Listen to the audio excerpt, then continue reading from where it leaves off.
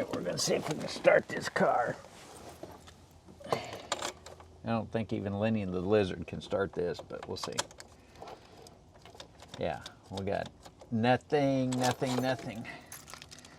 Well, day one of the van build didn't go quite as expected, but we got it all worked out in the end, and I think we found some good information. So stick with us today as we get started on Bev's van build. We got it home last night from vacation, and I found a dead van in my driveway. So we're gonna take a look at it this morning. I hooked up a battery charger to it last night, but it was really low. Voltmeter was like at 3 volts, and I don't even know if you can charge a battery that low. So we'll take a look at it this morning and see what we got. All right, well, let's unhook the battery charger.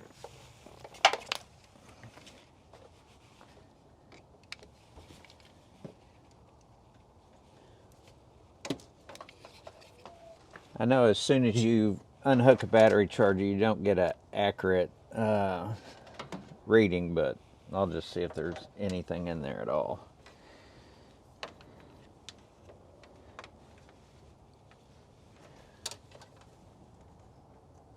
Doesn't look like it. It says 2.78 volts, so I think that's our answer. All right, we're gonna see if we can start this car. I don't think even Lenny the Lizard can start this, but we'll see. Yeah, we got nothing. So I think today's project is going to be getting a new battery in this car so we can even get it moved over. So we got the battery out, and we're going to try to chase down what some of those extra wires are, if they were from a previous conversion or whatever. One of the things we need to be wary of is when you've got the truck or the van parked someplace and you're boondocking, that you're not taking a draw on your electrical system. And I don't know if that's what happened now, but the battery only appears to be 2 years old. It shouldn't have been dead flat in the driveway after she dropped it off, just like 5 days ago. So that's something we definitely want to take a look at, because, a tow, when you're out on some BLM land in the middle of nowhere, can be $1,500 to $2,000, because they're going to call that an off-road recovery. So we'll get this sorted out. We'll get a new battery in here and get started on the interiors.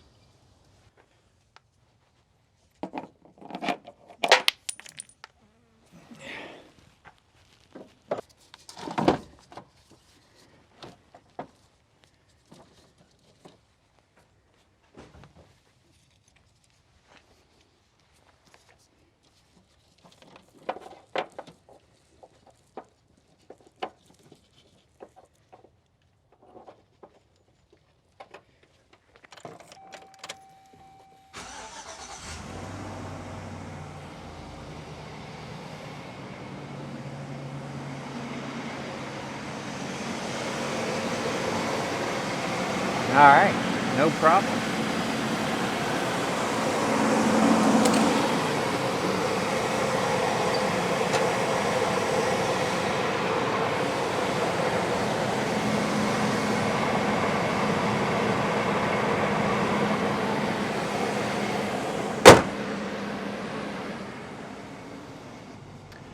All right, we got the van running, no problem. So we'll get out of here and get back to the shop and start building some wood, which is something I know how to do, not working on cars. So glad we got this sorted out, and we'll get down the road. Okay, I've done the layout on the floor, and might be a little hard to see the layout marks here, but I'll try to describe it to you. This would be as if you were walking in the passenger side of the van right here. And we have this area here is going to be 2 pull-out drawers for the clothes. I think we're going to get both of them about 6.5 inches deep, and they're roughly 28 inches long and 20 inches wide, and they'll pull out into the space. This is the battery. This is the water tank, and this is going to be the plumbing line running over to the kitchen cabinet. So one of the things I want to make sure we did is I wanted to accommodate the camp table. And so I used that camp table and fixed a dimension right here for the center of the cabinet. So the camp table is going to be on the bottom. There'll be a shelf above it that'll have camp chairs, tripods, long skinny things.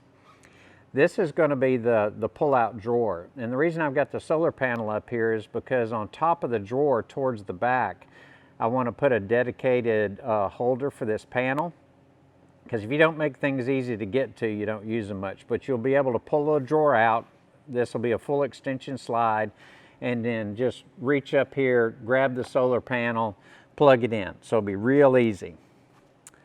Back on this side, this will be the back of the kitchen cabinet here. So we've got an opportunity right here. There's a good 14 inches in here that we're going to be able to take some plastic totes and then slide them to the back. If things work out well with this water tank and it stays there, I'll be able to open this partition up here, and so we'll have storage all in here. This will be a significant amount of storage space. So I know this kind of looks like a little bit of overkill on the layout, but I'll say I've cut wood in the past and then found out that something didn't fit. So if you can take your big items, your big bulky items, and make sure you accommodate them, then all the other little pieces will fall into place. So I've got all the marks already on here, so I can take my dimensions off of this and start ripping plywood and building this box. So, normally I wouldn't have put the blue tape and everything on there. I did that so that y'all could see it on the video. And let's cut some wood.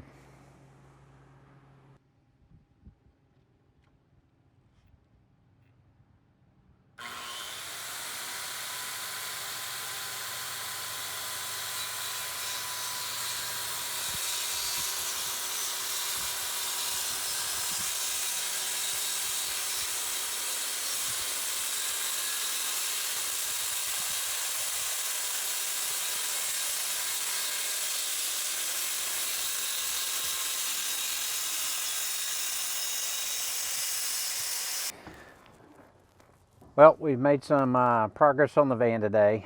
Not near as much as we wanted. Dealt with the battery, and then I had some personal stuff that got in the way, and then forgot where half my tools were. But anyway, we've got the cabinet out today, the kitchen cabinet. I've cut the initial plywood base for all the cabinets, and I've got the layout. I'm going to start marking that up so I can cut part of the cabinet tomorrow. But we spent a lot of time today working on the electrical system. We found out where all the wirings run, and there's a house panel back here I want to show you, and what we figured out on how this van was wired.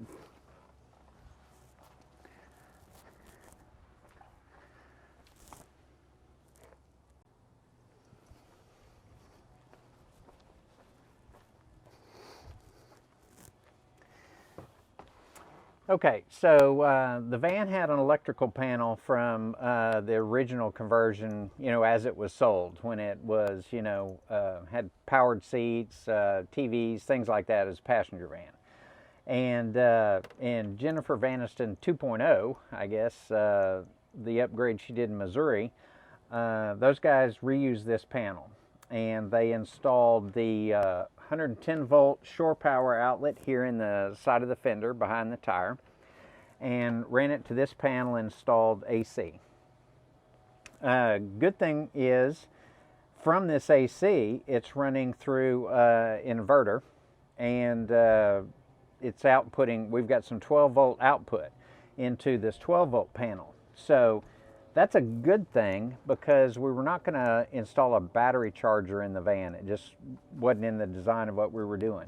But if this will output 12 volts when we've got AC shore power hooked up, I believe we can run that to the Renogy DC to DC charger, and it'll roughly mimic a solar input.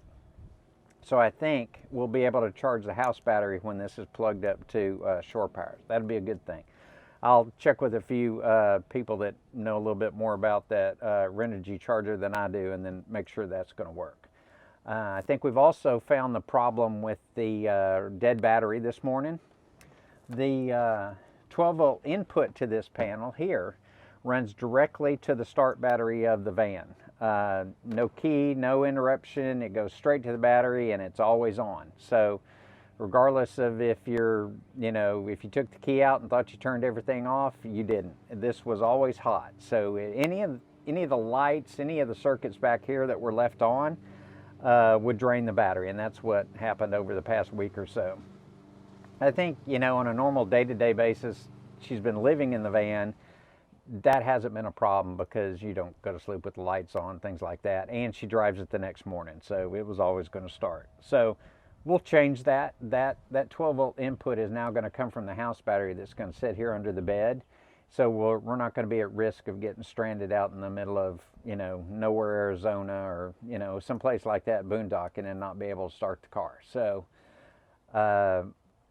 didn't get as much done as I wanted today, but I think we now understand the van, how it was put together, how we can put it back with a better electrical system. One that's going to give us a little more comfort, and security, and not worry about starting the car. And I know I keep harping on that, but I've had a dead battery out in the middle of nowhere, and if I did not have my second one, I would have paid $1,500 to get towed. So to me, it's a big deal.